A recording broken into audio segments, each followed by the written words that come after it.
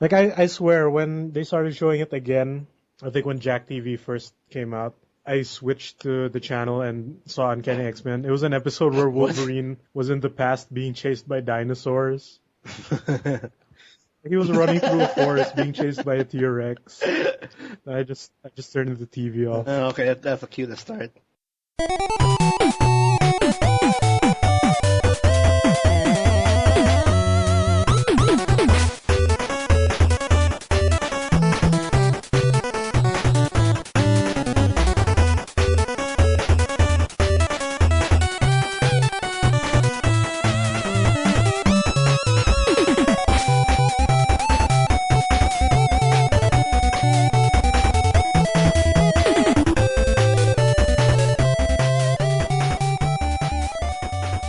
Hey everybody, this is TMG Podcast. This is episode 56. It's on Saturday.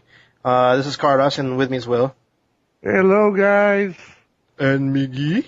Blah, blah, blah. How was your Halloween?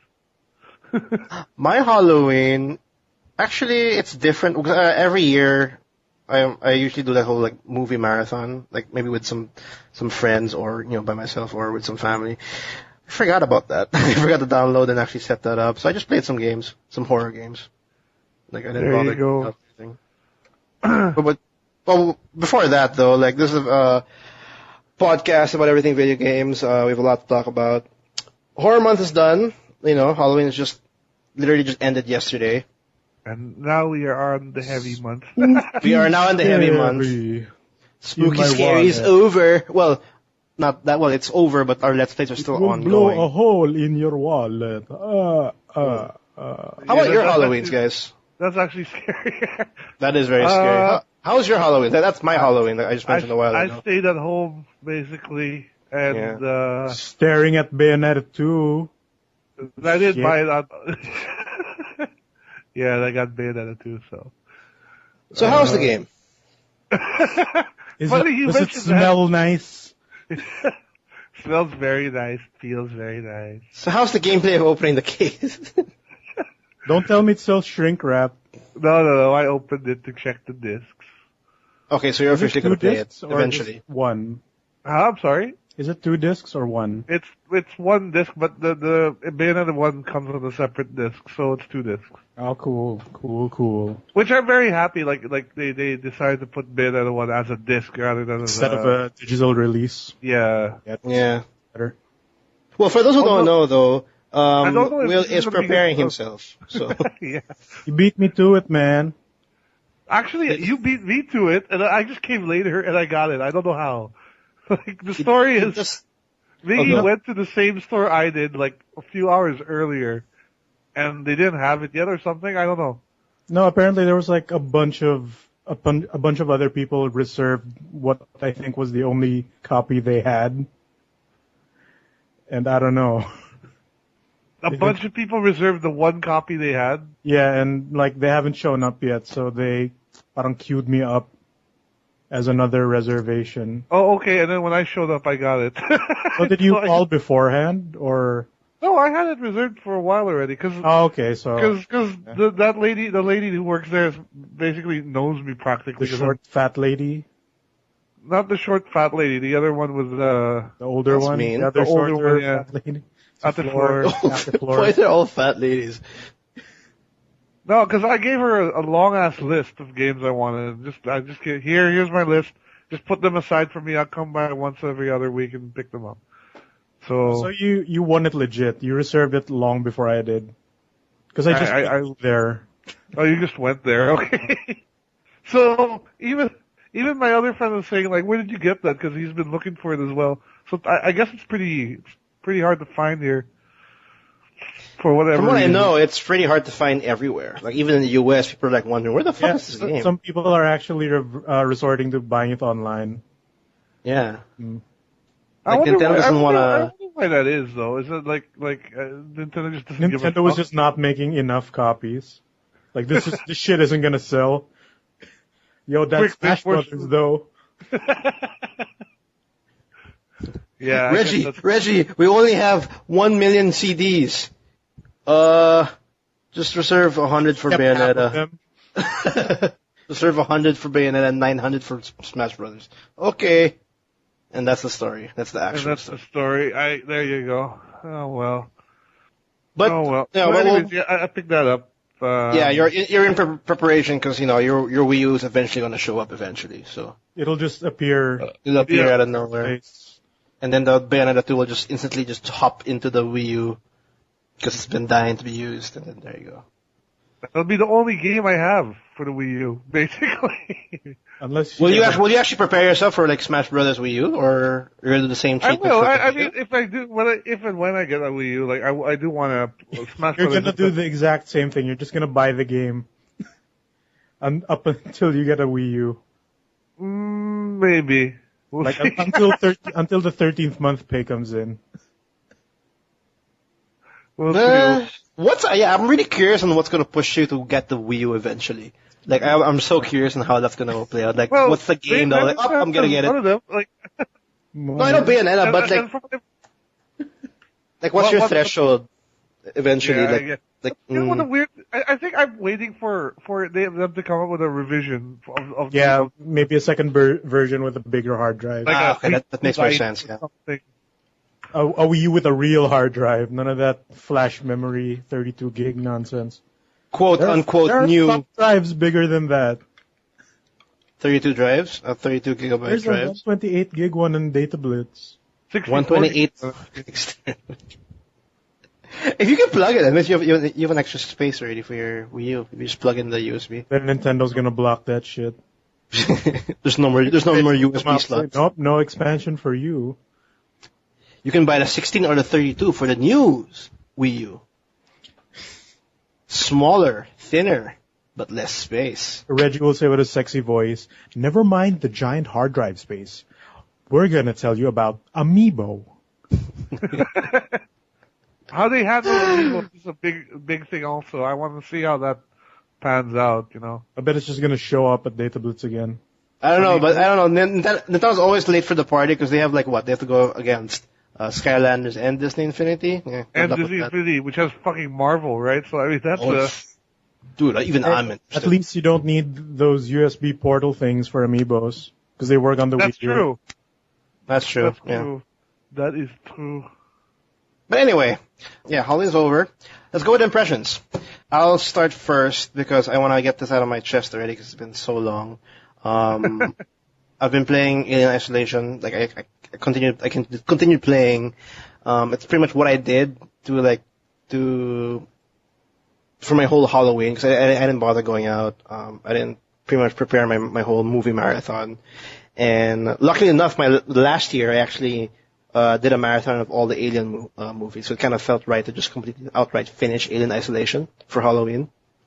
Right. I'm not done. Wow, that's a lot of bad Alien movies. No. With There's that- only one that I good did one. not like. No. I like 1, 2, and 3 was not so bad. 4 was a complete shit. Resurrection. Or There's a 4. That's what. No, actually, the Resurrection. Oh, well. no. I thought 2 until I watched the marathon. There's 1 and 2, and 3 is actually not so bad. 4 is the horror one. The horrid one, actually. But yeah, I played Alien Isolation. I continued my Let's Play of it. I started recording it. And I was hell-bent on finishing that game. Because I knew that I was in the second half. I can really tell that I was going to end. But it doesn't. And I'm not done yet. And I'm not done yet. And wait, let me double check on my Steam right now. And I've been playing this game for quite a long time already. I've been playing this game for 16 hours. And I know it feels now I'm in the end part already, but it's just like, I'm already at a point where, just get me there already. Just give me on the last scene. I want it done. You got What? the Nostromo edition, right? You have the Nostromo edition. Yes, I have the So Nostromo did you do the DLC as well? I didn't do it yet because Okay, so there's even that to look forward to still. even the survival. What's that other mode? They have this extra mode called survival, which pretty much gives you like there's specific items you have to pick up in a certain stage, and you have to sneak past the alien. It's another like a time trial mode. Like even I haven't tried that. So like there's technically 16 hours already plus all of that, like the Nostromo and this survival mode. Surprisingly enough, it's a lot of content for this game. With a game that's similar to a game that's just catered to pretty much a cat and mouse kind of deal. And what I noticed though in the second half is the game is not that repetitive what people were saying. They actually changed it up. They actually you're so used to the specific play style, this specific routine where up you hide, you do like specific use specific items and whatnot. In the later part of the game, you actually are you become restricted and you're forced to do it differently. Like the things that you usually do to progress, you can't do anymore. So then you'll have to pretty much resort to the environment to help you out, or actually flat out just hide. Like it changes it up. It doesn't. People who are actually complaining that it was kind of repetitive, it's like getting old and everything. No, it actually changes up really well. My only complaint lang right now is that it's not really a complaint. It's more like I don't know. Can I say it's a complaint? It just feels too long. It feels like the length. I think 2 hours ago would have been perfect, but this one it just feels like they're just stretching it up even more. Because there are a couple of stages where like it happened because the story, like the character itself made a mistake, and thus my whole objective of doing that specific task was just a complete waste of time. And then then I have to do something else. There's maybe around 2 stages where I think if they cut it out, it wouldn't really matter to the story in a sense. But that's just me. I guess that's just weird. That's just me, because I think maybe if you remove 3 hours.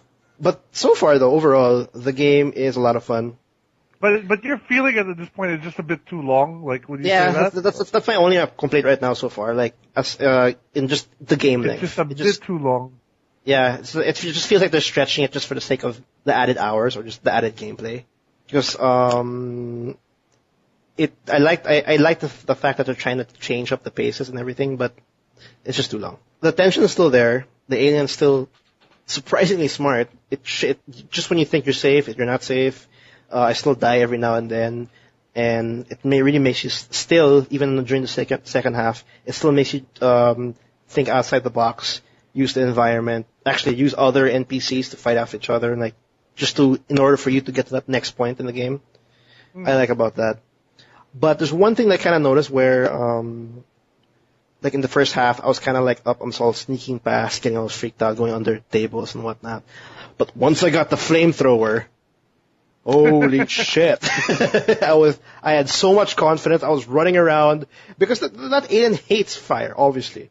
Because when the alien shows up and I know where he is, he doesn't get the drop off me. Just tapping that flamethrower freaks him out already, and he just runs away. So that portion when I got the flamethrower, that tension completely disappeared, and I just felt like I'm kind of I'm powerful enough to like move on and do my things.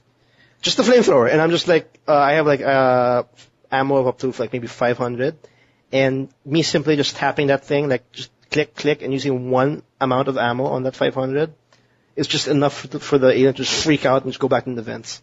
I saw a bug where the alien followed the guy into the vents, and he used the flamethrower on him. And since it was a tight space, the alien got burned and died on the spot. You can kill him? I don't know. It might have been a bug, but like the alien started just collapsed into like a ragdoll state, and the guy got stuck in the vent because the alien was blocking his path. Oh, okay, that's interesting. I doubt you can kill the alien, but like I doubt it because that's funny. That's weird. That's pretty much game over. But yeah, overall, I'm like, it's just the length. I'm just like, I guess it's just me. It's more of a personal thing because I'm just like, just get it over with because it just feels like they're just dragging it completely. I haven't played the DLC. I haven't tried the survival mode. I'm kind of looking forward to it because it's still a lot of fun. Thinking outside the box, seeing how you can go from point A to point B without getting seen. It's because there's a lot of options that you can do. You can put in traps. You can actually turn on the speakers to like redirect either the androids or the bandits to one side so they can go the other. It's pretty cool. I like the stage. I like the stages, like how they planted it out. And hopefully by the end of this podcast, I'll play a couple more hours. Hopefully that's when I really finish the game and I can actually see if the overall story is worth the experience, or actually can stay true or make the Aliens fan happy. That's what I've been playing. What about you guys? I've been playing the new Civilization, which is Sid Meier's Beyond the Earth. and The true sequel. Yeah, it's basically anyone who's played Civilization knows that one of the win conditions there is winning the space race and sending a colony spaceship into space, and then that's how you win. So this basically follows on that ideal, and then you play as the colonists landing on a new planet and playing and building a new space civ, I guess. If you played Civ 5, you'll feel right at home playing this. It feels like a very heavily modified version of Civilization 5. The basics are still the same. You build a city, you develop tiles, you explore, etc. So the basic formula is not changed. But it does take place in space, so it's a whole new, like, you're not researching anymore, like, the wheel or shit like that, right? The space wheel. You're researching all kinds of stuff like the tech tree is a little confusing because a lot of it's all kind of techno-babbly sort of stuff. Yeah. But it's easy enough to figure out like what you need to research because they're very detailed in description of what each thing gives you. It's not just like the name of it. Easy enough to plan out like your next move. Yeah, the tech tree isn't linear like the other one was, where like you kind of have to research one thing to get to another one. Here you have that sort of thing for certain things, but in general you don't need. They're not really connected. Like you don't need to research physics in order to research something in chemistry or whatever. Okay. The unit upgrading has changed a little bit for military units. You basically get 5 or 6 basic units, and then these ones tech up as you play the game. So you're only building. It's a lot less overwhelming than the older Civ games, which had so many different kinds of units. Here you start off like, say, as a soldier unit.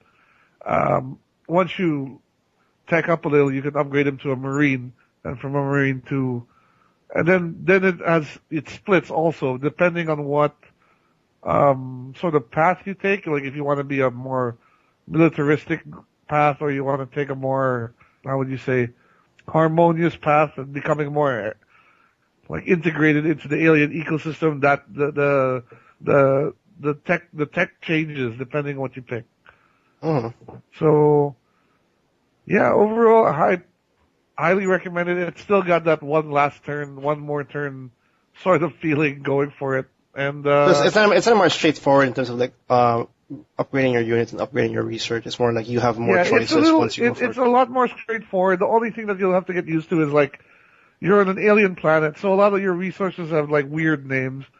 You have to get kind of used to that.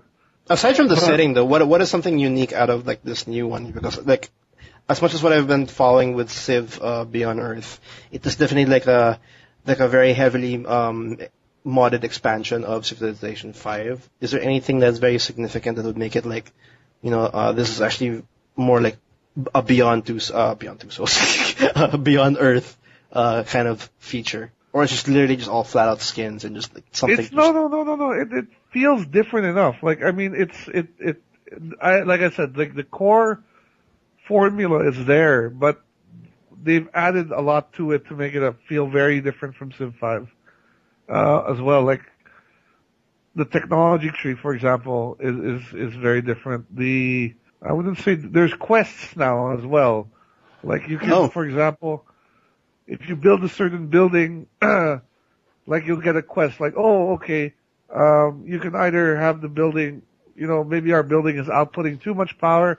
We can reroute the power to like help our population, or we can reroute it to our military, or stuff like that. Okay. There's a lot. There's more than enough for a veteran Civ player to still have this game still feel new. Even dealing with barbarians, like there's no barbarians anymore. There's native life forms, which are basically like these. I was about to ask that. Is the barbarian still? To be honest. Not in the strictest sense. There's like insectoid life forms. They're kind of like ants. they're kind of like bugs from Starship Troopers. Oh, okay, that's pretty cool. Okay. Yeah, And And then like your starting units be able to take care of those ants. No, and it's Well, weird because even the diplomacy affects that. Like sometimes other Sims will get mad at you because like, oh, you're killing off the native life forms. You shouldn't do that. And then you're like, dude, they're attacking me, man. How is the setting of the like when you when you land on the specific planet, everybody else is also set up. All your other competitors in that planet are all set up as well, similar to Civ 5, or is it like do the others like land on different points, or like are you the first one in, or I mean how does that work? No, like the first turn, you mean? Like I mean like once you're there, I mean all the other cities are also all set up just like in Civ 5. no. Basically, like depending on the difficulty you pick, right? Mm-hmm. You'll either get like a couple turns head start from the other Sims, or you'll have a couple turns of being delayed from the other Sims, right? Depending how quick you make it. You basically have a set starting area, just like in the first Sim. Like you'll have your colony, like Your settler walking around, yeah. well, not really a settler. Here you have like a colony thingy. Okay. But basically the same thing, yeah. And it's just the same. Like you settle in places with good resources around it. Yeah, I don't know what else to say really. But I'm enjoying it. And if you like Civ, I totally recommend it. Yeah. I'm actually pretty scared to actually buy that because if I know myself with Civ, like even way back in Civ 3, like those games eat up like 80 hours of my life because I'm always in the like I want to play one more turn, and then all of a sudden it's like 4 a.m, and all of a sudden I do out one more turn, all of a sudden I see the sun rise up. And you're like, oh god. Yeah. But I'm done with the game though, with that campaign at least, you know.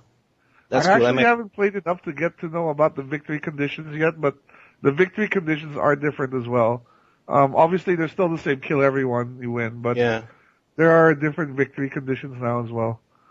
I like there's like finding like this very ancient civilization thingy. I don't know. I'm still playing to figure that out.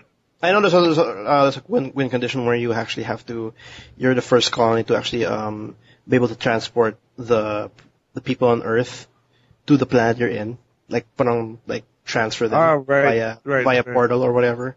Actually, like you're able to make that's a good because the intro to the game is super depressing. Earth is at the end of its days, basically.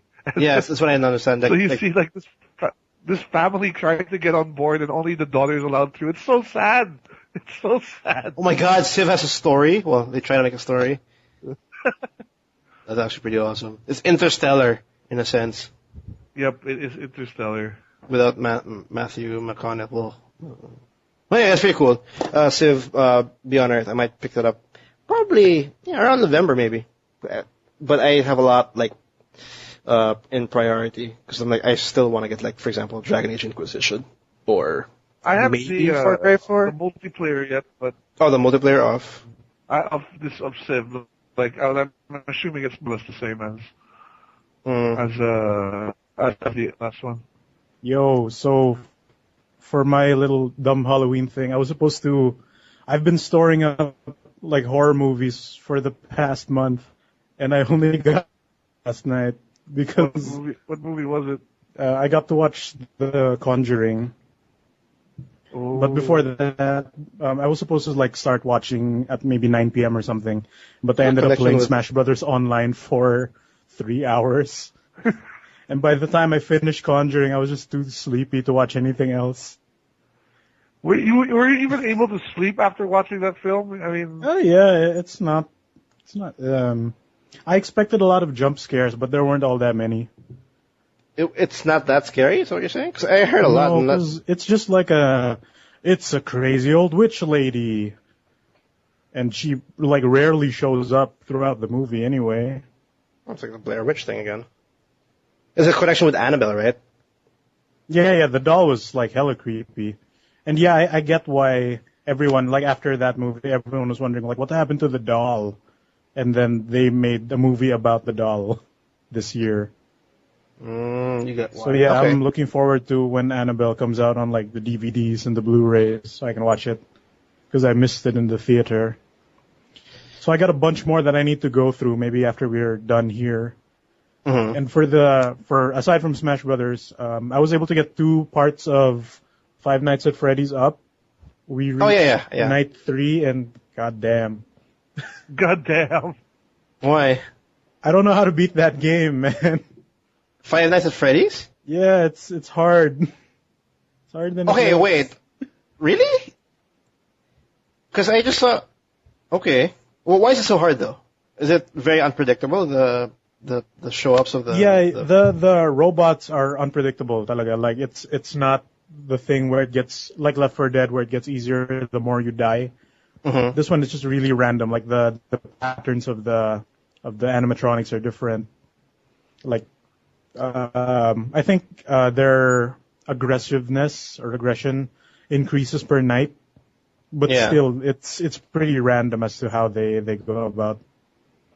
And you have to worry about the damn wolf, I think, where that's still just running. the wolf and the power meter and like the hours just seem longer than they should be in that game.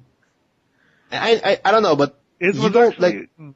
Go ahead. It was actually on sale for the Steam Halloween sale. If you didn't, see I that. wasn't able to see.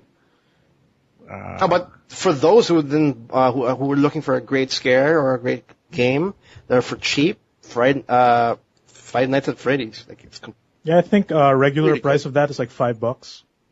So Yeah, either way, $5. it's not much. No, but I think the reason why you're having a hard time there with Miggy is because remember you were like saying you just don't like micromanagement because that's just Yeah, what the I game really is. like. I don't know how to gauge like the patterns of the animatronics. Because that's when I was like watching it and then seeing it as the night progresses, it's all about just micromanaging. Like, when you check out the camera, where you instantly go first right away, and then just do that over and over, and then it's really just like a really fine-tuned micromanagement, and then that helps to the whole scaring thing because you're so focused, and all of a sudden you fuck up, and then Yeah, Absurd. and since like once they're in the room, you're pretty much dead. Yeah. So like More or I less. don't like not doing anything at any given moment. That's probably why I run out of power a lot. And plus, when you die, that's already 10 minutes of your life wasted because you didn't beat the stage. Then you have to do it again. you have to do the whole thing again. The yeah. whole stage again. But this isn't what's that, right? This isn't really 5 days only. The base parang story mode is 5, then you get an extra 2 nights after that, Yeah. which I'm guessing is like the max difficulty for all of the animatronics. Which I heard is like it just aside from that, it's just they're more aggressive. There's not Yeah, much anything parang different. I heard someone say it's not even worth playing because it's just absurdly difficult. And the game isn't scary once you like played up to night 2 or something. It's just stressful. It's just stressful, and like I said before, like you're so focused, and all of a sudden the animatronic shows up in your face, and that's where you get Or like scared. you think, like you look in your camera and they're in the room beside you, but not directly beside you because you can see them in the lights in the Yeah. hallway. Then when you turn the camera down and you try to close the door, you can't because they're already in the room. Oh, that's the indication that they're in the room if they can't close the door. I didn't know that. But that happened to me where they were in the room beside me, so I can see them Yeah. on the camera.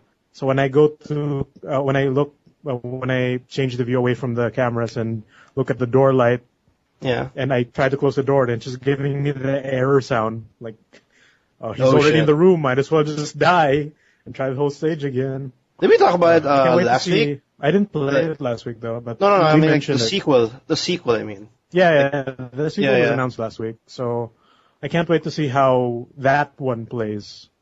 Because I'm sure the guy's gonna add more stuff to it. Yeah, because I just saw the trailer, and like you have a bigger room, and then you can actually go More inside crap that. to manage. And then there's I bigger noticed there's more shit to manage, and I think I saw also like a small glimpse of like you going inside an animatronic suit just to hide from the guys. Oh, there's a hiding element in the next one. That's interesting. Yeah, like it seems like where like yes, like for example, like what you were saying exactly, like they're already inside the room. Like there's going to be a feature where you can actually prevent yourself from dying. There's a way to save yourself, pa. Yeah, which is like you being an animatronic yourselves, and then pretty much trick them from like, oh, you're nothing, and then they walk away, something like that. Yeah. Like, It's not like I'm blaming the first game for, being too hard or ganyan. Yeah. Because this did come out of nowhere, and it just blew up because of, I'm guessing because there's a lot of famous LPers that do horror games. Actually, that's really what it is. I don't know about you guys, but I really think that's what these games like Slender or Five Nights at Freddy, and Like someone just made it and, didn't think about what the player might want from that's why the singles are better in terms of mechanics, I guess. But yeah, it goes to show like how much more a lot of people can make a game scary when it's just a smaller team, as opposed to like the big budget kind of horror productions. Like you mentioned, Evil Within wasn't really scary as it was just disgusting, right? Yeah, it's Evil Within. It was a great game. It's still, like I said, stay true to like Resident Evil 4, whatnot, survival horror, but it's not scary. It's not like not even close to Alien Isolation, and like really far away from like, for example, Amnesia or even Five Nights at Freddy. Like there's no tension at all because you can fight back. That's the thing. Yeah. The ability to fight back sort of changes your experience in a horror game. Yeah, just like how I was just saying in my Alien Isolation thing, when I got the flamethrower, holy shit, that changed a bit because the tension was gone. I felt more confident. Yeah, the alien straight up runs away once you do it. I found off the flamethrower bit, he turns around and hightails it out of there. Yeah, it kind of changed the pace a bit, but it's just about the fact that I can fight back, remove the whole tension. And that's why, like, the Evil Within was never scary for me because I could fight back. And when I die, it's like, ugh, it's gross. But fuck, I could have done something to survive that because I can. And the reason why I like Slender, Five Nights at Freddy, and a couple more indies are very successful. Amnesia, they're very successful at frightening their player bases because you have no weapons. You're so helpless. Exactly. Yeah, you're completely helpless. And so if your player is helpless, the character in the game is helpless, the player is helpless. So his mentality right off the bat will be like, I don't know what to do. I don't know. There's nothing I can do. Fear. And then, isolation and shit like that. And that's why I think indies are perfect for, which for them, what they're describing as horror simulations, not instead of survival horror. They kind of actually divided that again. Instead of survival horror flat out, now they're saying horror simulations. Slender, The Arrival, Five Nights at Freddy. Apparently that's the genre now. And then survival horror is, I guess, Resident Evil. Or Dino Crisis or Silent Hill-ish.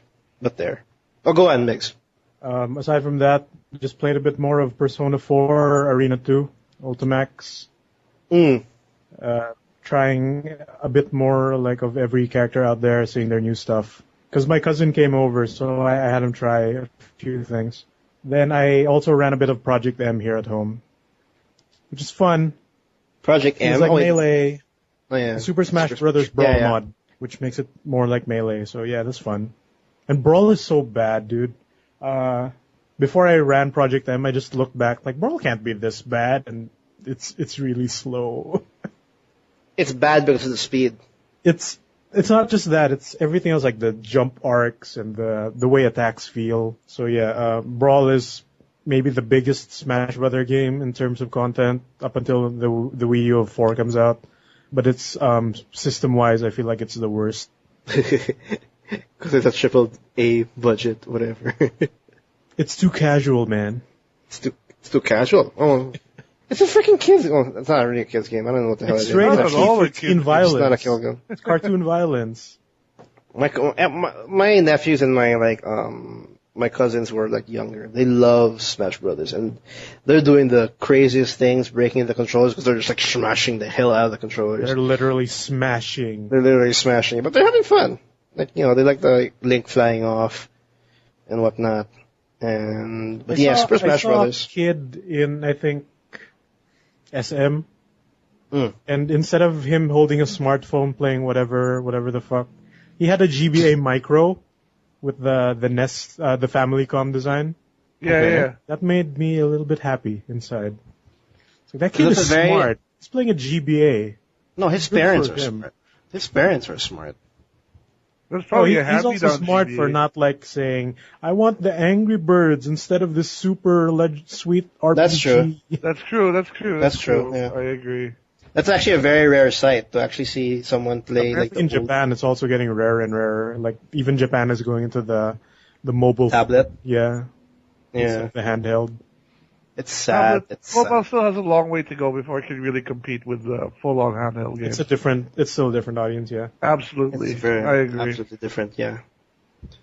That's a good That's site it. though. Every now and then. I can stop bitching about my week now. Yeah. Okay. Well, that's our impressions. I want to jump in right away to one local game that I think we interviewed the developers like way back. I think during our I first few forgot what episodes. episode that was. It wasn't a double-digit episode for sure. It was like one of our first episodes. Yeah, I'll do a quick look up. Just keep going. Yeah, but Graywalkers Purgatory. It's a local game by. Let me just put in the splash set. Get all the info right. It's by Dreamlords Digital here in the Philippines. Graywalkers Purgatory. They have a Kickstarter that started I think last month. I think it's now based on this recording. It has This is their second Kickstarter. yes, their second Kickstarter. I guess it just ended because we're in November now. Well, when you're hearing this, it's pretty much ended already. But on this recording, they have like a couple of hours left to go, or no, They 56 hours. just Sorry. reached their goal today. Yep, they just reached the goal. Congratulations to them, yeah. Congratulations to Dreamlords Digital. Their goal, their pledge of 40,000 was met. They're at 40,922, and that's amazing because I think they were kind of short by a little bit last time, and now they're on their second go for Kickstarter, and they met it. And it's actually amazing. It's actually good for them. I like this game has a lot of potential, and the fact that there's a lot of people backing it up. And I think they also got a green light on Steam. Oh, that's cool. Yeah, way back, even before, I think after the first Kickstarter. Yeah, the first ended. Kickstarter did not meet its goal, unfortunately. So they went to Steam Greenlight, and they were able to get a good reaction from there. Yeah, because it's a very ambitious game. Like, just based on what they're trying to concept along. achieve. We had them on the show in episode 8. 8. Back, there you go. last year, November 2, last year. Our 8th episode, wow. 1 year ago. 1 year. Oh, it's been 1 year. I don't want to reminisce yet. But I don't think we have it in the archives in the site. If you guys want to check that out. I don't know do we have a video version of that on YouTube, Migs? Yeah, No. that's what I'm looking at right now. Yeah, I think we do. But if ever we don't, I am positive we have the episode 8 on the site. If you guys want to check out, I forgot his name. It's your friend, Will. Yeah, Russell. Russell's, his explanation on Graywalkers Purgatory. Because technically their genre, how they describe their genre for this game is an emergent, strategic, and tactical turn-based supernatural RPG, which is inspired greatly by Fallout and XCOM and Jagged Alliance. I think that's the best description I can give for Graywalkers. It's pretty much ambitious, because they're trying to do a lot. What I experienced so far, we got I think the first stage, the first combat demo. Yeah, we sent did. over but they sent this also is a very early. It's an alpha still, so it had a few. It's not perfect, but it looks gave like us an a alpha. pretty good. It gave us a good idea of what they're going for with it. Yeah. We got like the first alpha demo, but I think on the Kickstarter page and also their site, they actually have a full put length. an updated demo on the Kickstarter page. Yeah, where anybody can play it and everybody can try it out. And like what Will said, there's a little bit of it's kind of like an incomplete. It's definitely an alpha, but the concept and the mechanics of what they're trying to achieve for their combat is right there. It's there, and it works. It actually works. I had no problems with the FPS. Well, anyway, what about you guys? What do you guys think about it before I start? Like, what do you guys? We've all played it.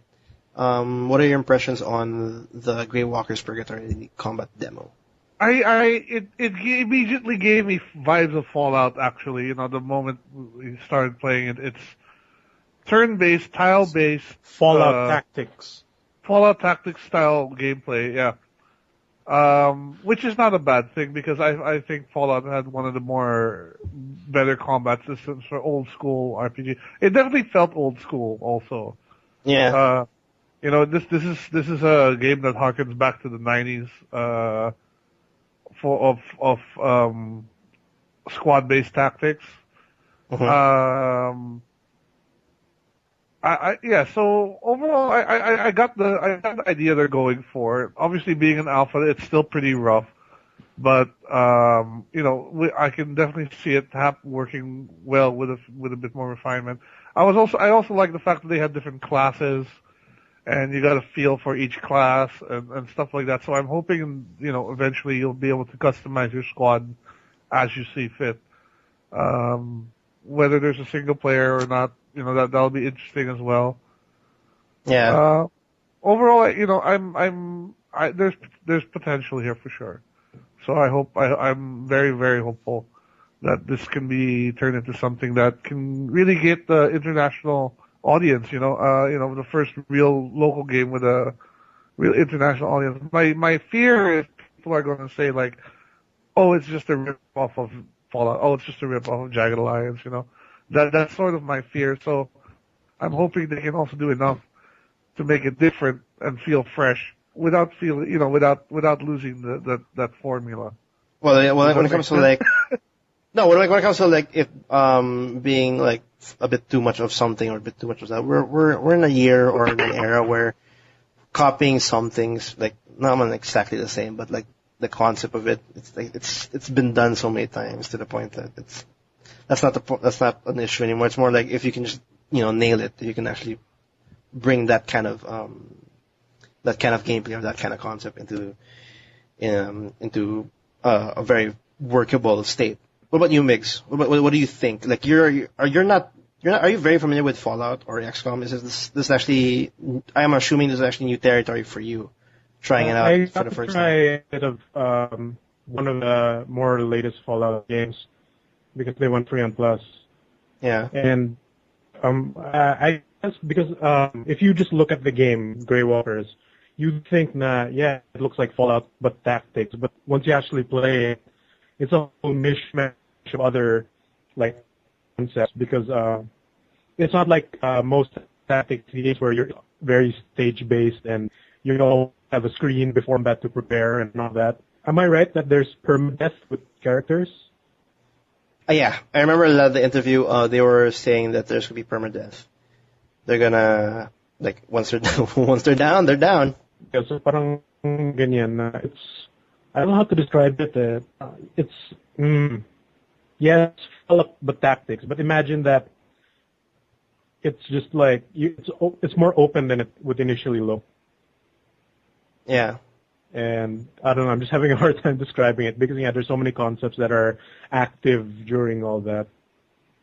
And Well, I didn't get to play a lot of it because I have frame rate issues on my PC with that. I don't think my video card can handle it. Well, I tried the demo, and when I was playing it, it was actually there's only 2 stages, and it was a good like 30 minutes. So I recorded it for so I can upload it on YouTube, and I'm still working on that. But when I played it, it felt really more similar to XCOM, and actually I'm more in tune to XCOM rather than Fallout or even Jagged Alliance. So I know XCOM, I know like the reboot or even the old school, and like those games I greatly adore, and I see that here in Graywalkers Purgatory in a good light. They actually use the same movement and combat similar to XCOM, where it's all action points, where you have and actually it's on the original one actually. Each unit has a specific like amount of AP or action points, and that action points is corresponds to like their movement and their attack. So if you move, you're reducing your action points, and if you move too much, then that Can't character's attack. turn you can't attack. So there's that kind of strategic element you'll have to worry about, and I saw that there in Graywalkers Purgatory. And crap, line of sight also is a factor. You have to worry about reloading your characters. There are some things that didn't work out in the demo, like I can't use my medikit. They didn't bother implementing that in the demo yet, but you can heal their powers. The classes, I can't really quite tell the classes yet, especially on the demo, but there are specific, of course there's one character that's more magic based, that he can throw a fireball. There's one that seemed like a paladin, but, because it can heal, but it had a mace, like he was holding a mace and whatnot, so I think that's kind of like the paladin-ish class.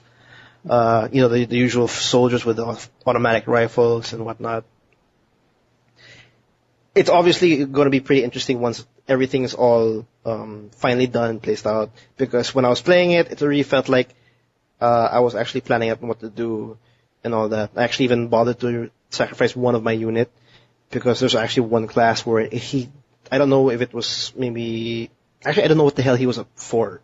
Because the guy with the pistol, he had no powers, he had no items, he had nothing. He had a pistol and he was like missing like 90% of the time. So what I just did, I got that too. That's why I still feel there's probably still going to be some, that might be a bug, I think, you know? Because it did seem odd that some... Like, that guy, some don't work, yeah, like you said. But what I just did in terms of like when I was trying out the game, I just made him like send him to the middle, and I was able to make, since he was the only, like the closest one, all the AIs, all the enemies went straight towards him. So I was able to use him as bait.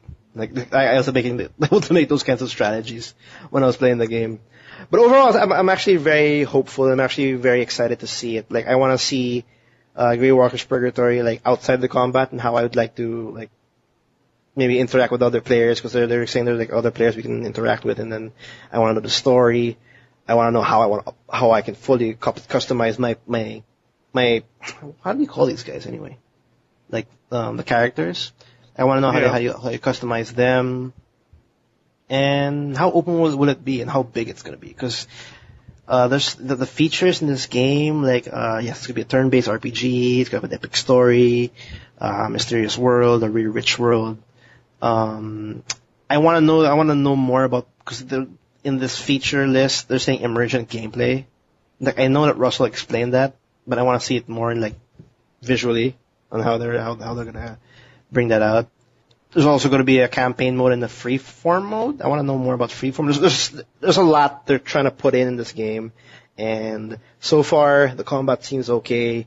Now I want to see how everything else is going to be as we move forward. And of course, like this game is being developed using the Unity engine. Yep. And it's currently on PC. Like the current platform will be PC for Windows, Mac, and Linux. They've met their goals, and of course, after goals in any other Kickstarter project, stretch goals are next. And one of their stretch goals are hitting consoles: PS4, PS Vita, Xbox One, Wii U. And assuming that happens, wouldn't that be a treat? Yeah, likely it's going to be a downloadable title, but still, if that were to happen, that would be fantastic. That'd be really fantastic. They have like Graywalkers Purgatory. They have the funds to actually pull this off. I forgot how long this game has been in development, but we technically interviewed Russell and Dreamlords last year. Like last year, I think they didn't have a demo running, but now they do. Their combat seems to be all their formula or their foundation for their combat all set up.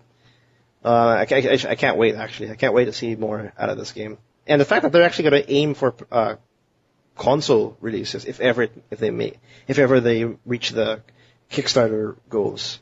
That'd be pretty awesome.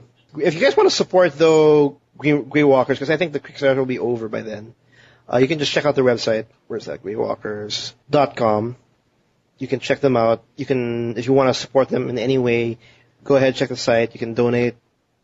Any support is greatly appreciated. But yeah. Okay, let's go with the news. Let's go straight up to sales because there's new reports now on the console war, quote unquote. PS4, Xbox One, let's go with PS4 first. They're now at 13.5 million sales. That's a lot of... Worldwide. That's 3.5 from their last quarterly report, which was like 10 when they hit the 10 million mark. 3 months after that, it's now 13.5. And weirdly enough, as much as they are like the PS4 like lineup, the whole thing, the whole shebang, they're doing so well. Sony, in a nutshell, are still in a loss, just like the overall company in itself. Maybe it's probably marketing. Yeah, like they're still doing a great job. It's doing so well. But with all the jobs and all the projects that Sony's currently going and undertaking, they're still feeling a little bit of they're still at a loss. But definitely PS4 is one of their high points. Is the reason why their loss was actually less than expected, because they were expecting another loss in this quarter. And the reason why it's less this time is because of the success of the PS4. Only the PS4. Like, I think in terms of their handheld market, though, they were like also announcing that I think around they have 800,000 sales on the handheld. That's PS TV, PS Vita, and also PSP. PSTV is counted as a handheld. Okay. They put it all together. They didn't want to put exact numbers on each one. I guess because it's that low. So Yeah, the 800K is the total of all of that? Of all of that, because I guess sad. that's kind of sad, and I guess they're also protecting, I guess, the PS Vita, because the PS Vita is not doing good. Like it's just not doing good. That's why they have such a big loss, because of the Vita. Who knows actually the overall loss? Because Sony's a big company. It could be their TVs. Means life. Could be their 4K. No, that's true. No, it's probably even their phones. I think they're not doing particularly well with their phones. Yeah. So it's probably that as well. They were saying like Sony was able to manage to have a loss of 806 million during this quarter, but it's actually less than what investors actually predicted. So, and it's a big help from the PS4 greatly helped that to alleviate this quarter's loss. And this being the 8th generation, and it's actually I think November 15 will actually, now it's officially like their 1-year anniversary for Sony. I have to double check on the numbers, but that's a really good number for once they hit November 15. I'm assuming they'll be around maybe 14 million mark by November 15. In 1 year, they've already sold 14 million units. It might spike because, November is the month of a lot of games coming out. No, that's why I mentioned 14, because like 500,000 between now and 15 is actually that's actually a big feat already in itself, to actually have that many out in just a couple of days. Right. And in terms of the third-party products for Sony, Ubisoft also, it's just kind of that time of the month where they start, all these companies start to release those quarterly reports and all that. Third parties, also Ubisoft did the same thing. They actually confirmed that 32% of their Ubisoft games are all sold at the PlayStation 4 platform. Wow, that's crazy. Compared to Xbox One. I think Xbox One is like maybe half. That number is only going to increase as well, because this is probably the last, I'd say, year where we're going to see anything significant out of the last generation, 360 and PS3. So to say that that's already that much for PS4 is saying quite a lot. Yep. Quite a lot indeed. Xbox One, when it comes to Microsoft, they're very protected now with their sales, because I think they want to reveal it. With thanks to Sony's big success and all that. But I think the last report on the Xbox One is that they're at 5 million, which isn't bad. It's still more than what the 360 sold in the first year. Yeah. So it's not bad. I guess we've said this over and over and many times. And for those that are instantly going to start saying that Xbox One is dead, no, they're not dead. It's just PS4 is doing really good. I don't know why. Like I said before, ridiculously good. It's doing ridiculously good, because if you compare the sales on the last generation, it's nothing close. Xbox One just looks normal at this point. But they would like to catch up, and we're now in November. It's a lot of games are coming out. It's pretty much crunch time. It's close to the Christmas season, and we will see the end game or the result after the 1-year anniversary if we see a big jump on Xbox One, because Xbox One knows, or Microsoft knows, that they're kind of behind, and from starting November 2 all the way till I think till next year maybe, the Xbox One will only cost $350 on the US only. But them doing these limited time cost reductions, it's them pretty much trying to catch up to the competition. But I don't want to sell them out short. Like, I don't want them to like they're done. They're not gonna bounce back out of this. We're just on year 1 when it comes to the PS4 and the Xbox One, and you never know. It just might flip because something happened in the Sony department. Yeah, exactly. And you look at the base of ages. Look at the Wii U now. We have sales figures from that as well, right? From the Wii U. Yeah, and the Wii U. And it's jumped up significantly. People are saying that the Wii U is actually having a hard time. It had a rocky start. But the Wii U, no matter what, it's still currently at 7.29 million consoles worldwide. yes, it's been out for quite a while. It's not that great, but there is 7 million in people's homes right now, and that's still a lot. It's not bad. Still a lot. It's not That bad. is not And bad at all. the biggest push was, I think, Mario Kart. Finally, because Mario Kart, I think, is at 3 million copies sold at this date, and that's a lot for Mario Kart. And that's the big push, and I think that's a lot that became a console seller for Nintendo, because I think Nintendo's been dying for a console seller for the longest time, and I think Mario Kart finally kicked in. We mentioned earlier that Bayonetta 2 it's really hard to find, so Nintendo is not pushing Bayonetta 2, so yeah, but I can't really blame that. And you can't blame the sales of it. So, like, if you guys see the sales of Bayonetta 2, like, it not selling too well. It's the worst of the Platinum games, I think, next to Anarchy Reigns. Yeah, it seems so, yeah. It's not the company's fault or the developer's fault, it's just really that hard to find. It's just not enough copies. It's marketing problems as well. Nintendo seems to be banking really hard on Smash Brothers, though. That too. We still have also Super Smash Bros. Wii U coming out in November, so that's gonna be a huge push for the Christmas season. Like, they're all banking on that shit. Have you seen the 30-minute video that they released of that? The 50+ new facts about the Wii U version? Yeah. Any problems, like all the problems I have with the 3DS version are basically fixed now with that announcement. That's awesome. Nintendo posted... It's gonna have like 400+ songs. It's crazy. In the last quarter, ending September 30, a sizable resurgence for the company following its 9.9 billion yen loss in the previous quarter. Nintendo reported 96.7 billion yen in net sales, which is a 29.5% jump compared to the last quarter. So they're not like instantly just complete all the way downhill, what the numbers are saying. Like, they finally see a little bit of spike thanks to their overall effort when it comes to 3DS, the Wii U, and all that. But sadly, it's still the Wii U bringing them down. But at least it's still a little bit leaving it. It's getting better at least.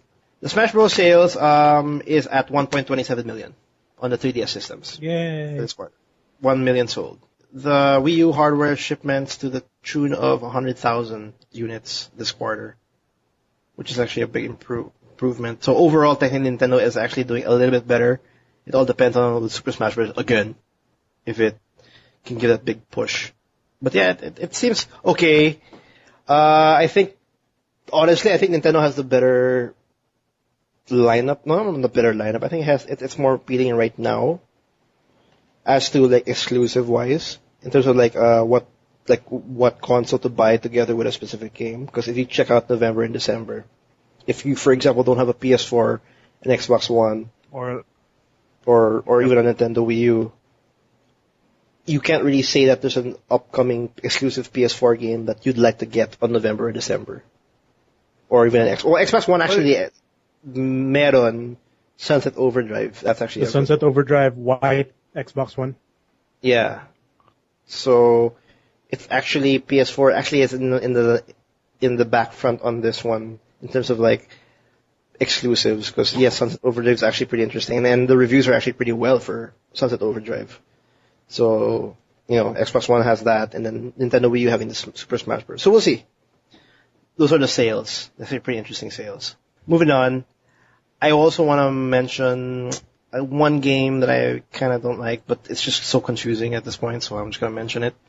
Because there's a new trailer for Assassin's Creed Unity. I'm not too sure if you guys are pretty excited for the Unity game, the 2014 version of Assassin's Creed. But the new trailer shows the main protagonist. I forgot his name. I'm not really following it, but he was from the French Revolution. All of a sudden, his world is just like collapsing, and he's forced to jump into World War II, I think. Yeah, it's weird. Like, Assassin's Creed has always had a very wonky explanation for why it's doing what it is. Yeah, I don't get it. That's the reason why I want to mention it, because I don't know why Ubisoft really insists on this whole time traveling and this whole animus bullshit. I don't get it. Like, why can't they just have a game where it's just a flat out Assassin's Creed game in that era? Exactly. That's what the modern aspect of Assassin's Creed game has always been for me, the weakest part of, of that series. Because I can honestly flat out say that I could have swallowed Assassin's Creed, like, how it's going right now, a little bit better if it didn't have all those sci-fi crap. Yeah, It was all me just too. it would just would have flat out it's a it's a French Revolution version of this Assassin's Creed lore, like, Assassins versus Templar, blah blah blah blah blah. Like last year was all the Caribbean, the pirates and whatnot. I think I would have liked the series much better if it didn't have Desmond Miles, I think, or Yeah, all the Animus nonsense. all that nonsense. And that's why I'm mentioning, because it's just stupid. I'm not too sure if, like, it just, that trailer pretty much cements me never buying Assassin's Creed ever again. I don't care what 2015 has in store for us in terms of, like, Assassin's Creed, but it's just too much already. You know there will be. Like, I keep saying they gotta Be.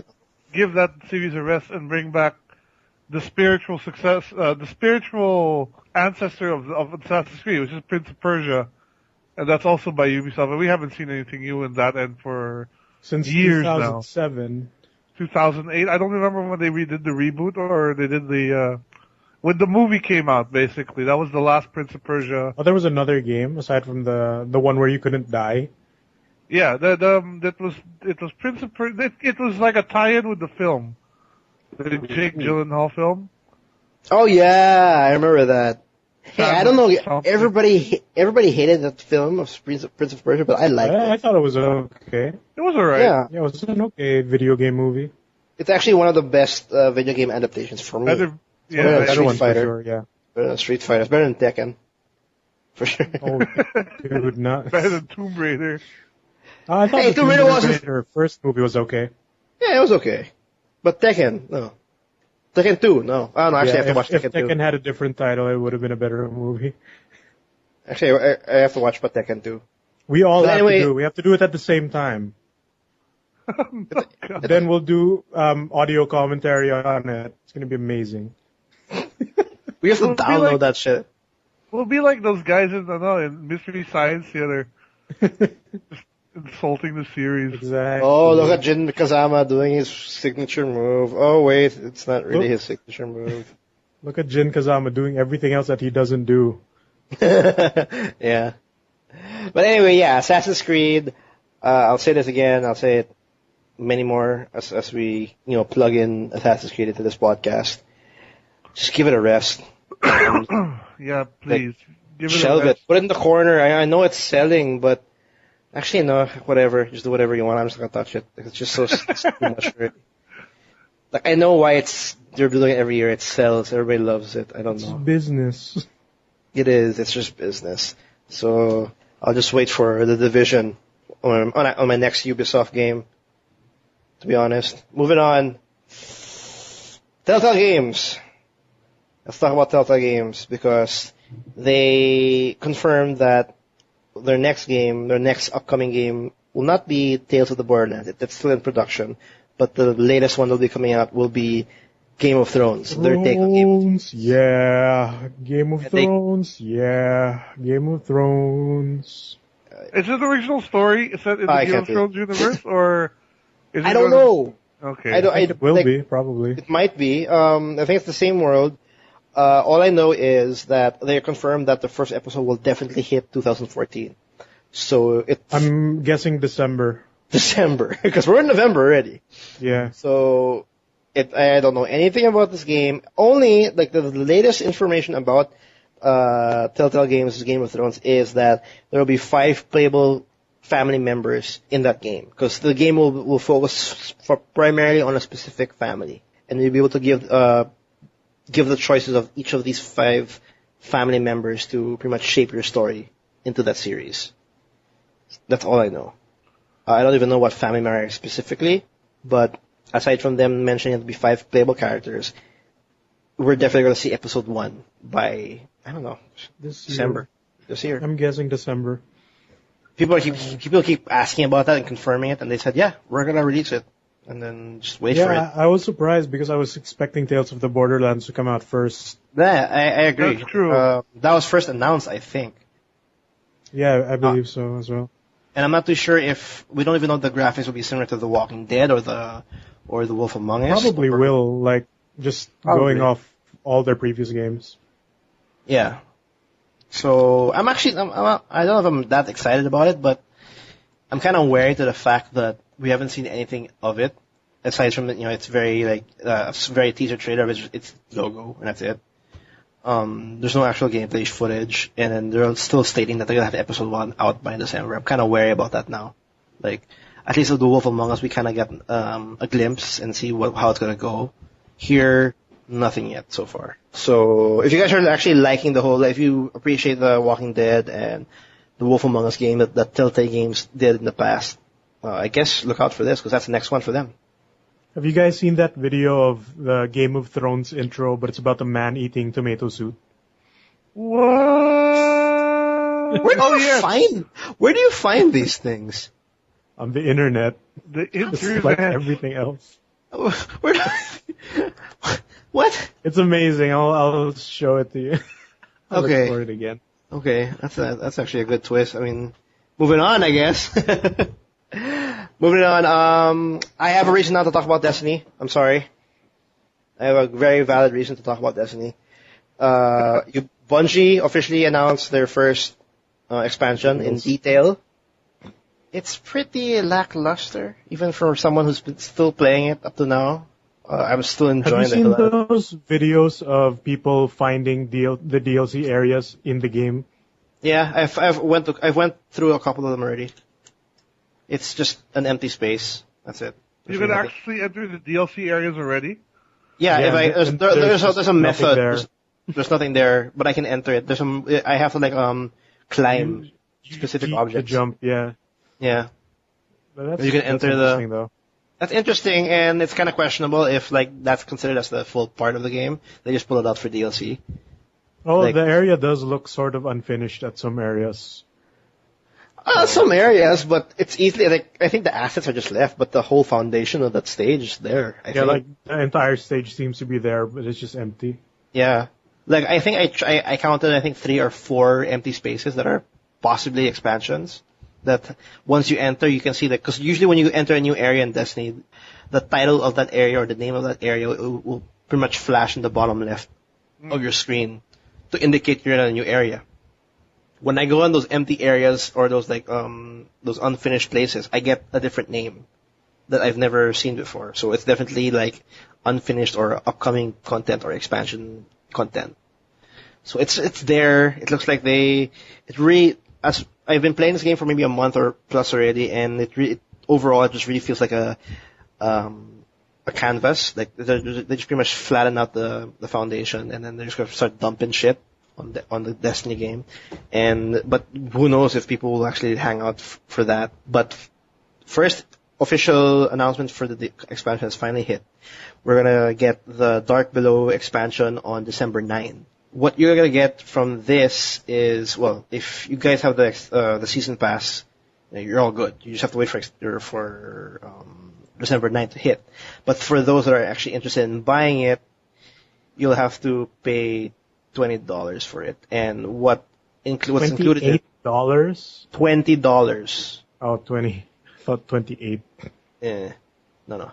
But what includes in this expansion will be your level cap will be increased to level 32.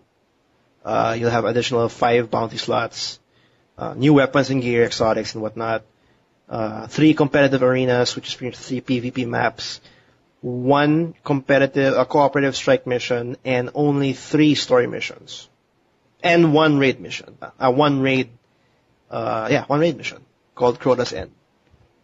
Now, yeah, it does sound lackluster when you put it that way. Doesn't sound like it's a whole lot.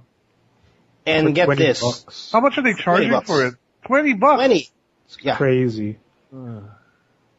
Actually, no, sorry. The bounty slot that I mentioned, that's actually going to be an update. It's not part of the expansion. So that's minus. Sorry. Get this though. You get one extra strike mission, which is pretty much the dungeons in this game. For the PS4 or the PlayStation players, you get an exclusive strike mission. So if you're actually a PlayStation player on Destiny, you get 2 new strike missions on this expansion, while the Xbox version only gets 1. and that's gonna strike a lot of hate towards the Xbox community with Bungie. Since Bungie is actually from Xbox before, there's gonna be a huge backlash on that, because right now, when the game ship, PlayStation has exclusive 3 exotic weapons, 1 strike mission, and 1 PvP map. And then when expansion comes, the Xbox players will be behind by 2 dungeons, and that's actually big, to be honest.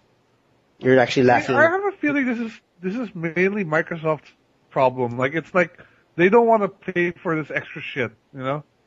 Well, it's more about priority, because Microsoft has done this before. They've done it on Call of Duty, for example, but they haven't done this to this extent, where this exclusive content for the PlayStation, like the exclusive strike missions and whatnot, these will be available for other platforms on fall of 2015. We're not talking about Call of Duty, whereas like they get a head start of like a month head start on where you can buy these map packs and whatnot. It's almost a year. It's almost a year, to the point where that's nuts. That's nuts. I don't know how much money Sony threw Activision. Like everything. They threw everything at this, because as far as I'm concerned, I really think that no matter what, PlayStation 4 is the definitive version, not because of performance, but simply because of the content given to you. That's how they're marketing it anyway. That's how they're marketing it. Like a definitive place to play Destiny. Yeah. Because it really just feels like if I don't get that specific PvP map or that strike mission, it just feels like I'm lacking at all. Like it's just sayang if I play it on my Xbox One, for example. That's the problem. And it's crazy how Sony was able to pull it off. Destiny has given Sony the biggest downloads ever in the PlayStation 4, like the biggest sales in downloads. There's still like 3 million people playing this damn game. The same thing over and over. There's still me as well. Like, as much as people are there's so much hate with this game so far. There's so much hate. Critics are half and half with this.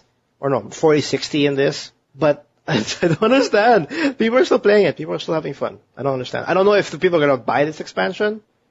Most likely, maybe not. Maybe a majority of them will kind of fend off, like that's the last straw kind of deal. But thanks to the big hype this game got, if they have 3.2 million people, maybe 80% or maybe 60% of those people kind of build on the hype, bought the expansion pass, they're all set up. And if, for example, they're all excited and they're actually invested in this game, they might just play it. They might, go on with it. Now, my big question though, when I saw this expansion price tag of $20, is it no different than, let's say, an MMO when you pay $15 every month? Because the reason why I'm comparing this with MMOs that you pay monthly, Destiny, no matter what people say, it's just an MMO with shooter mechanics. The end game is simply why you pay every month.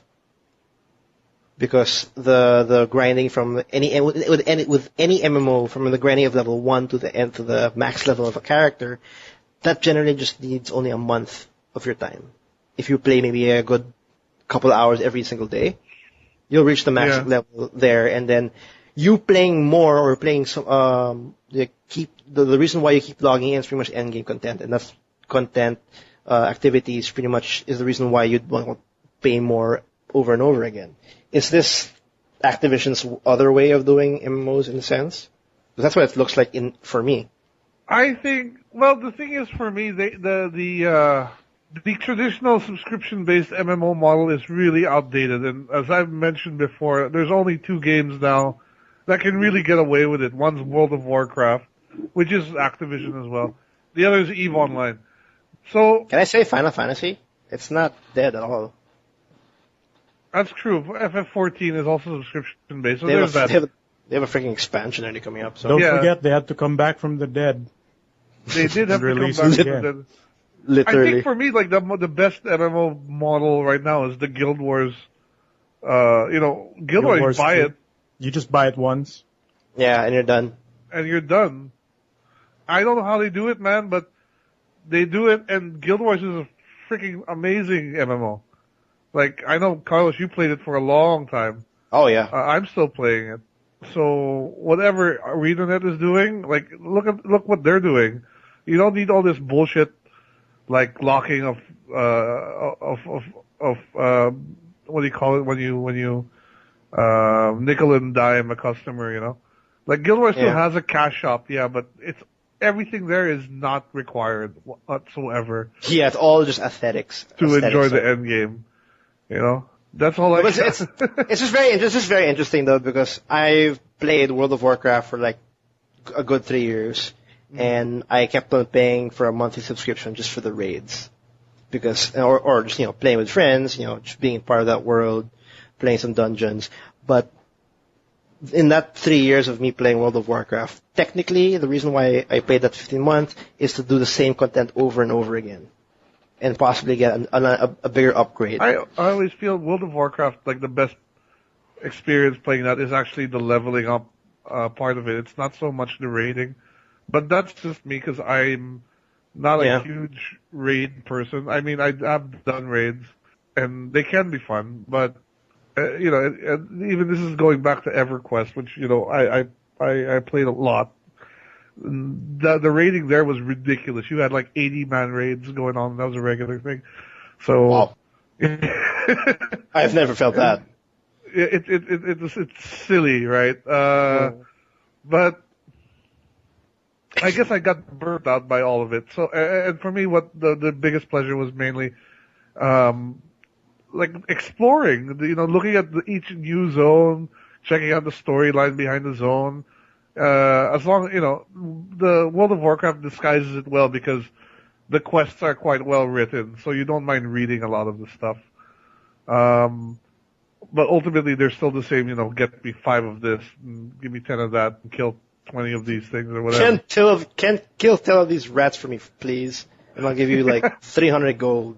Okay. And then some boots while you're at it. But they made leveling fun. Like, the problem with EverQuest was leveling was not fun at all. It was really a grind. And it was really the end game when you had the freedom to sort of explore and things where it became where I really got hooked in on it. It really helped also that, I had a good bunch of people to play with, but yeah. But anyway, I'm going off topic here, sorry. No, but it's cool because the reason why we're going MMO is because that's what I'm getting that feeling with Destiny. I'm definitely getting that feeling, and when I saw the $20 price tag, people were like, I see all the backlash and all that. For me, for some reason, I wasn't too bothered by it. Mainly because I'm a person that actually paid $15 every single month to do exactly what they're pretty much going to offer me, in a sense. I'm actually like, that's actually not so bad. I get to raid one more. I get to do another raid. I have a couple of PvP maps. That's I don't know why, but I guess that's just my, like I said, my MMO experience, that it seems okay. And I think that's, if there's a lot of me in that kind of sense in Destiny right now, and I'm sure there's a lot of people who are doing the whole raid thing or doing the game over and over again, and they have MMO experience, they might be in the same boat as well. That might be their ticket to actually getting a community and actually having enough time to actually do that whole 10-year plan. Like, grabbing those bunch of players that actually have those Diablo experience or MMO World of Warcraft experience. Like, it's not hard to explain the grind or the enjoyment of it. Yep. You know what I mean? Yeah, I get you. You don't have to, like, they understand it already. Yeah, because basically, as much as there's so much backlash towards it, if you check out the number of people who are playing right now, they're not in the forums. They're just playing the game. They're just having a lot of fun with it, stuff like that. And that's all the MMOs mixed with like the ones with like shooters and all that, or maybe the actual shooters that were converted to the raid element. Because I've done the raid maybe I think 6 times now so far, and every single time, as much as it's like a 2-hour, 3-hour endeavor, it's a lot of fun. It's a lot of fun because I'm literally trying to coordinate, because coordination is really key to really succeed in this raid. And I find so much enjoyment into like cooperating with these 5 random Pinoys, actually. I found just like 5 random Filipinos. Thankfully, that speak English, so we can actually coordinate properly. And So were you lucky enough to just find Pinoy players? actually, I met this one person who I used to play way back in the PS3 when MAG came out. Oh, right, yeah. Yeah, way back. I played MAG, and I found this clan, and he was in my friends list for the longest time. And one day, he just added me up in Destiny. He just like, join my fire team. Like, okay, cool. You know, well there, and I was like, we're doing raid. Like, oh, okay. So that's my first experience with these guys. All of a sudden, like, I'm in the raid. And then while we were trying to figure out the raid, we were actually talking about our MAG experience. You guys know MAG, right? Like, Yep. Yeah, so like the Massive action game. that's exactly what it's called. Yeah, that's true. Yeah, the old FPS shooter. We were actually reminiscing on our clan way back, and then we were talking about it. And then I think that one guy plus these other random people, we just started out of like maybe 5 hours of trying to figure out this raid because we didn't bother looking at the strats or anything. After 5 hours, we started talking as if we're kind of like friends and we're like having fun because I was like teasing this one guy. I was pushing him off the cliff every now and then for the fun of it. Like we were just having a lot of fun, even though it's 5 hours of just doing like it's like a punishing experiment because we're just doing trial and error trying to figure it out. That's why I had a lot of fun with it. That's why the $20 fee seems kind of like it's okay for me because I'd like to have because a couple of my friends. Yeah, more fun because like that group is like they're all kind of excited. Like, yeah, why not $20? Let's figure out that raid. And I'm actually excited to actually get that same experience again for $20. I know it's steep, but I'm kind of leaning towards maybe why not? Like I'm not buying it full like straight up yet because it's still up to December 9. But you know, it's just because of that raid experience and that MMO, my MMO veteran ish. Thanks to World of Warcraft. So I think that's Was Warcraft your first MMO? Just out of curiosity. No, Ragnarok Online was my first. Oh wow, okay. And I was a priest. And for some reason I felt like I wanted to be a support, and I just realized I could not support anybody. So I was forced to remember the cathedral place where you have to kill undead people. In Ragnarok. Yeah.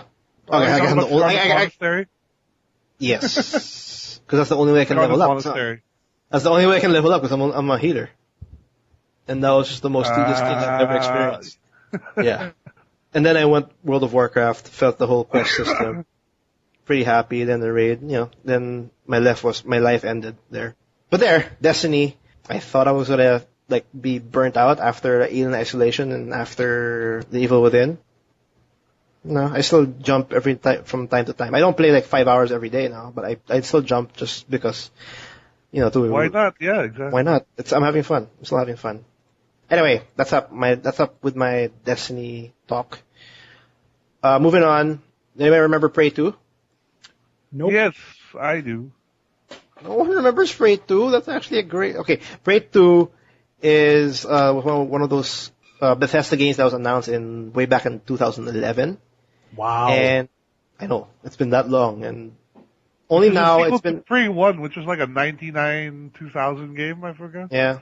And you essentially play as a human bounty hunter who was once a sheriff in Earth, but he was like abducted by some aliens, and once he was like pretty much quote unquote settled in the new alien world, the new alien universe, he became a bounty hunter, and it became a first person bounty hunter ish kind of game, open world I think, and it looked amazing in E3. They showed demos and it was doing pretty well. Everybody was excited. Gave itself a couple of awards. A couple of years after, you don't hear anything of Prey 2. And then, people are getting wary and all that, that development has stopped. Now, officially, it's cancelled. It stopped. Bethesda has stopped. I think it stopped way before, but now they officially announced that, hey, we don't have this game running anymore. And it's not because they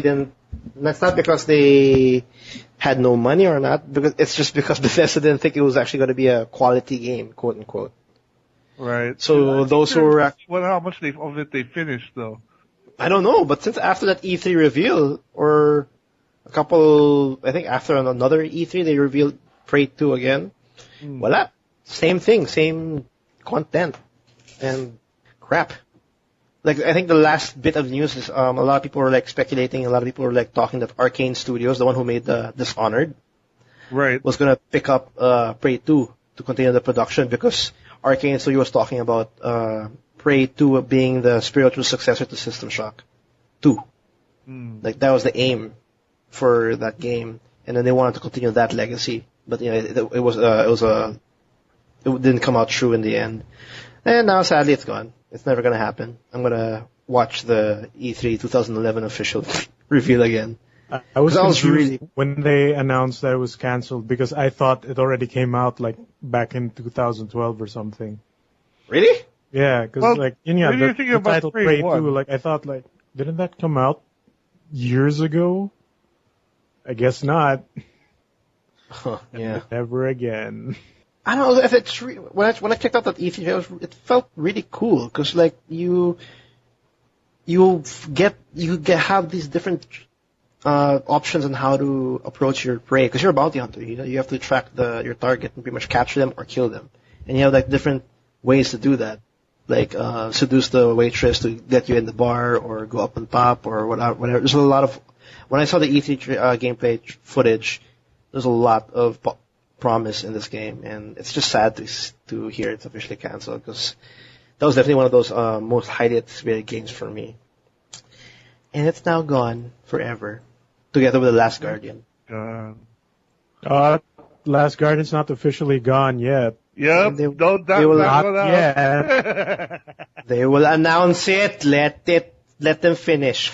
They're still doing shit. They're just putting it on the side. They'll announce it eventually. And that's it. Short mention though, for those that are actually waiting for the PlayStation Plus version of Drive Club, it's postponed until further notice. Delayed So, again. It's supposed to come out together with the October lineup for PS Plus, but it never showed up because the servers are just being hammered right now, or the servers of Drive Club are just complete shit to begin with.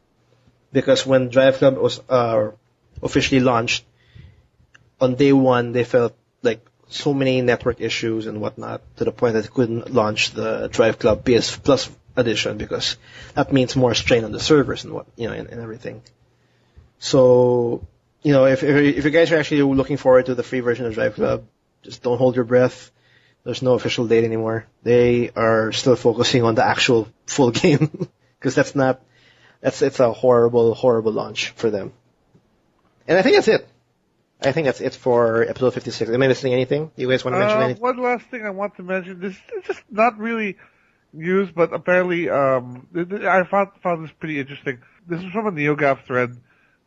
Basically went on to say that, here, I'll read it. Asked my PlayStation lifestyle during last week's GameStart convention on why Deep Down will only be coming to PS4, Capcom producer Yoshinori Ono laughingly and in jest explained it simply because he happened to have a PS4 dev kit on his desk. A PR person in the room then clarified Ono's statement, noting that it was actually Sony who approached Capcom earlier than other platform holders for Deep Down. Makes sense. It sounds to me that they had Deep Down in development already, and they just weren't really sure Where to put it. Yeah. And I So guess Sony was like, lock we it need a down. game. What do you got? It's like, well, we got this. That looks good. We'll take it. That's what it sounded like when you're talking about when you were explaining this. Like, that's what it sounded like. Like, Ono's there with a PS4 dev kit, and someone showed up. Like, what do you have? This. Okay. Hands out money. Here's money. Take There you go. There you go. Was taking out their dev of Rival Schools 3. Was like, no, that's enough. We don't need any more. Get that crap. Let go of Mega Man. Let go of Mega Man. Put it down. We thought we Not killed making that Mega Man. For those who don't know Deep Down, it's a fantasy action RPG.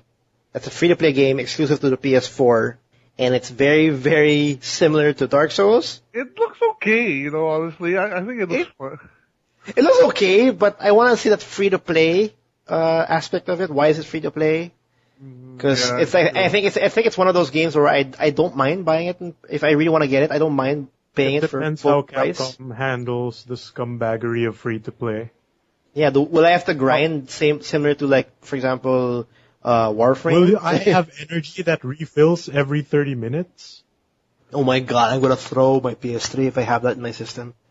With that kind of feature? Oh my god. No. It's the To bane get of... free energy, share this on your Facebook wall. Oh my god. Oh, imagine yes. imagine a AAA game with that. Wouldn't that be Oh my god, amazing? imagine if it was like Dark Souls where your Estus flask needed to be, shared with by people online to get one drink. It won't be that hard. It won't be that hard anymore. every time someone's... Have you actually tried it in Dark Souls? When you I think, I'm not too sure if Dark Souls 2 has it, but when you put a message and then someone rates it, you actually heal up. Yeah, it happens in 2. It has to. Okay, I didn't realize. But have you actually experienced when you were actually low life and then a lot of people rated it? You're all of a sudden just full life all of a sudden? Once only? It happened a couple of times. I was full life. It happened to me in a boss fight, or I think in a very tight situation, and I was so grateful for all the people that liked my message that time. It was great. Yeah. What do you think?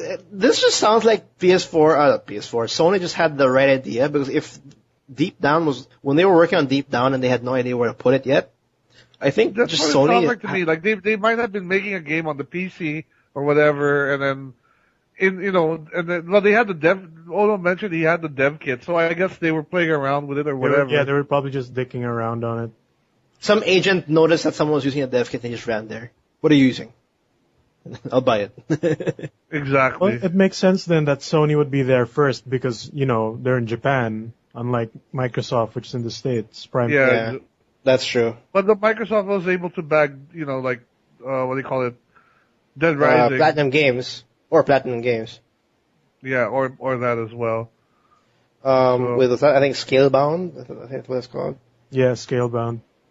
But it's pretty interesting. What do you think about the exclusives? I think the exclusives, we were all bitching about Microsoft giving this whole DLC 1 month early, like exclusive content or whatnot. Like Microsoft pretty much started that, but it's very light. But now if you see Sony's side or Sony's take on it, it's actually more severe, especially with Destiny, and maybe now, they're grabbing Deep Down, they're grabbing a lot of third-party titles into their system. Is that a really good practice, or is it? What do you guys think? No, I mean, I get the games people want to play on your system. End of story. I just as long as they do the research on what people are interested in, I don't see any issue. Yeah, that's my thinking at least. Did you see that petition of a guy who wants Smash Brothers on the Vita?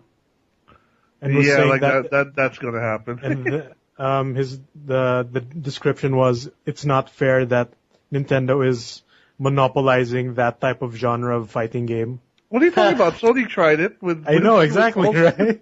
Yeah, it was also on the Vita. It was terrible. I was about to laugh. Yeah. Oh. I'm just laughing at the thread here about this conversation about the Capcom thing. The majority of the people that were commenting on this topic that you were mentioning, screw Deep Down, they want Dragon's Dogma 2, and then a lot of people were saying, it won't happen, it's not selling 2 million sales, Capcom wants 2 million before sequel. Because you know how the Capcom is they will cash out money if it's a new IP that can sell 2 million copies. Mm-hmm. Yeah. It's what they're... Just think that's interesting, down though. as Dragon's Dogma 2, because they both have D's in their title. I don't know. The reason why there's 2 things why I'm not so keen about Deep Down. 1, it's free to play, and 2, it feels like Assassin's Creed because it has time travel crap. It's one of those I don't know what I am in terms of setting. That's the one thing why I'm so wary about it. But it's free to play. I will try it. So we'll see. It'll come out in 2015, and most likely in the first quarter, based on the latest reports about the release date. So there. Is there anything else you guys want to mention? ESGS released the trailer. Oh, yes. For their event, which is being aired at SM Cinemas. Mm-hmm. If you guys want to check out, watch a movie in SM. Watch a movie in SM. You might actually see the trailer. ESGS. Our old logo is up there somewhere. Yeah, we're there. We're there in the media partners area, I guess. do check out the trailer, or do check out the event itself. Tickets are now out. The event is the Esports Gaming Summit is gonna be on November 15 and 16, and this is it's not a regular gaming convention. You'll have a series of the usual esports, Dota, whatever, I guess Hearthstone, StarCraft, whatnot. There's a lot going on. There's a lot going on, but the one that's video games. The one we're very excited about is that we're gonna have actually local developers showing their games, and we can actually try it out.